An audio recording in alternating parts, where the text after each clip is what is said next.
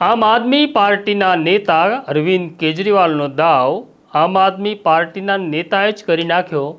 દાવ એવો કર્યો કે ગુજરાતની અંદર આમ આદમી પાર્ટીના નેતાઓને સરકાર એટલે કે ઇન્ટેલિજન્સ બ્યુરોના અધિકારીઓ ડરાવે છે, ધમકાવે છે। આવું કેજરીવાલે ટ્વીટ કર્યું હતું। આ મામલાની તપાસ થઈ અને સામે જે આવ્યો તે આમ આદમી પાર્ટીનો નેતા જ હતો। તેની વિગતે વાત કરવી છે। વૈષ્ણવજન તો તેને કહીએ જે પીડ પરાઈ જાનાને રે। નમસ્કાર, નવજીવન ન્યૂઝમાં તમારું સ્વાગત છે અને હું છું તમારો પ્રશાંત દયાળ। ઘણી વખત આપણો દાવ આપણા પોતાના જ કરી જતા હોય છે અને જેની ઉપર ભરોસો હોય એ જ વિશ્વાસઘાત કરી જતો હોય છે। આવું જ કંઈ આમ આદમી પાર્ટી અને આમ આદમી પાર્ટીના નેતાઓ સાથે થયું છે। ઘટના એવી છે કે તાજેતરની અંદર અરવિંદ કેજરીવાલે ટ્વીટ કર્યું હતું અને એવો આરોપ લગાડ્યો હતો કે ગુજરાતમાં ઇન્ટેલિજન્સ બ્યુરો જે સરકારના તાબામાં છે તે આમ આદમી પાર્ટીના નેતાઓને વેરિફિકેશનના નામે ધમકાવે છે। ગુજરાત બહારથી આવેલા નેતાઓને ગુજરાત છોડી જવાની ફરજ પડે તેવી સ્થિતિનું નિર્માણ કરે છે। આમ આદમી પાર્ટીના સુપ્રીમો અરવિંદ કેજરીવાલે એક્સ ઉપર મૂકેલી આ નોંધને ગુજરાત સરકારે ગંભીરતાથી લીધી અને તપાસનો દોર શરૂ થયો। અરવિંદ કેજરીવાલે જે એક્સ ઉપર મૂક્યું હતું તેમાં એક ટેલિફોન નંબર લખ્યો હતો અને એ નંબર આઈબી અધિકારી હોવાનો દાવો કરી રહ્યો હતો। વાત એવી છે કે આમ આદમી પાર્ટીના વડોદરાના નેતા કેશવજી ચૌહાણ જે મૂળ દિલ્હીના વતની છે તેમને કોઈક વ્યક્તિ ફોન કરીને કહેતું હતું કે તમે ગુજરાતમાં આવ્યા છો, ગુજરાતના વતની નથી અને આમ આદમી પાર્ટીનું કામ કરો છો, તમારે વડોદરાના કારેલીબાગ પોલીસ સ્ટેશનમાં આવવું પડશે, તમારું વેરિફિકેશન કરાવવું પડશે। અને આ વાત કેજરીવાલ સુધી પહોંચી એટલે કેજરીવાલે નંબર ઉપર ફોન કર્યો અને કહ્યું, હું અરવિંદ કેજરીવાલ બોલું છું, તમે અમારા લોકોને કેમ પરેશાન કરો છો? બસ પછી આ ફોન બંધ થઈ ગયો। કોઈએ કશો જ જવાબ આપ્યો નહીં। પરંતુ અરવિંદ કેજરીવાલે જે નંબર પોતાના સોશિયલ મીડિયા ઉપર મૂક્યો હતો તેની તપાસ શરૂ થઈ। ગુજરાત પોલીસે આ તપાસ શરૂ કરી તો આ નંબર આણંદના વતની નીતિન ડોબરિયાનો હોવાનું ખુલ્યું। એટલે તપાસ આણંદના એસપી ગૌરવ જસાણી પાસે આવી। તેમણે પોતાની સાયબર ટીમને બોલાવી અને તપાસ કરવાનો આદેશ આપ્યો।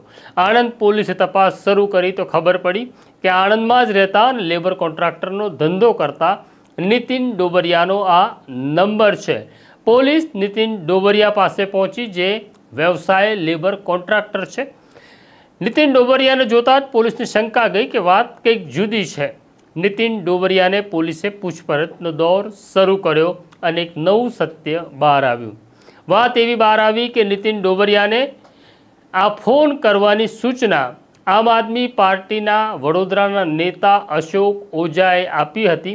અશોક ઓઝાએ કહ્યું હતું કે કેશવજી ચૌહાણને આઈબીના નામે ફોન કરવાના છે, ડરાવવાના છે, બસ આટલું કામ તું કરી આપ।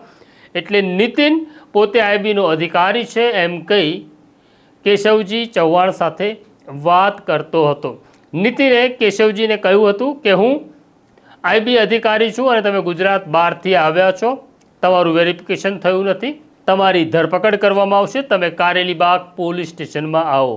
કેશવજીએ કહ્યું હતું કે હું જે મકાનમાં ભાડે રહું છું વડોદરાના, મકાન માલિક બહાર છે, મકાન માલિક આવે એટલે તેમની સાથે હું વેરિફિકેશન માટે આવીશ। આ વાત અરવિંદ કેજરીવાલ સુધી પહોંચી અને પછી તેમણે ટ્વીટ કર્યું। હવે નીતિન ડોબરિયાએ નામ આપ્યું અશોક ઓઝાનું એટલે પોલીસ અશોક ઓઝાને પોલીસ સ્ટેશન લઈ આવી। આણંદમાં પૂછપરછનો દોર શરૂ થયો તો એક નવું સત્ય બહાર આવ્યું। વાત એવી છે કે અશોક ઓઝા છે આમ આદમી પાર્ટીના વડોદરાના પ્રમુખ છે અને પાર્ટીએ દિલ્હીથી કેશવજી ચૌહાણને વડોદરા મૂક્યા એટલે અશોક ઓઝાને લાગ્યું કે હવે આપણું પત્તું કપાશે, દિલ્હીથી કોઈ નેતા આવ્યો છે।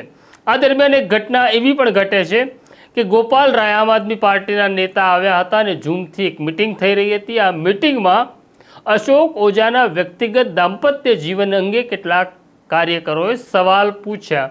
જ્યારે આ સવાલ પૂછવામાં આવ્યો ત્યારે અશોક ઓઝાએ માની લીધું કે આ સવાલો કેશવજી ચૌહાણે ઊભા કરેલા છે અને તે પોતાનું પત્તું કાપવા માગે છે.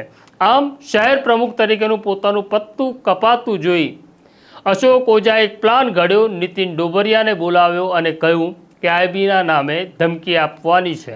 બસ આ સત્ય સામે આવતા ગૌરવ જસાણીએ અશોક ઓઝા અને નીતિન ડોબરિયાને ધરપકડ કરવાનો આદેશ આપ્યો. બંને નેતાઓની ધરપકડ થઈ ગઈ છે.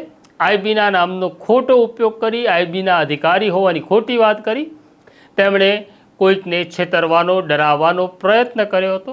આમ હવે આમ આદમી પાર્ટીનો દાવ એમના જ નેતાએ કર્યો એવું મેં પહેલાં કહ્યું હતું. તમને શું લાગે છે? કોણે કોનો દાવ કર્યો?